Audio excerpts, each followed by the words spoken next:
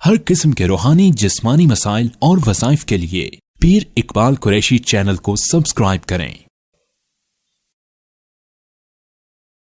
تو یاد رکھیے گا یہ اللہ نے یہاں کہا، پھر اس سے بعد ایک اور جملہ کہہ دیا، یہ بڑا ربط ہے ان چیزوں کا۔ اب آگے اللہ نے کہا دیکھو تم کہتے ہو کہ دیکھو جی یہ تو مشکل کام ہے، تکلیف آئیں گی، لوگ کہیں گے کیا کر رہے ہو، لوگ گالیاں دیں گے، برا کہیں گے۔ ام حسبتم ان تدخلوا الجنہ ولما یاتکم مثل الذین خلوا من قبلکم، آج سنا نہیں سنا؟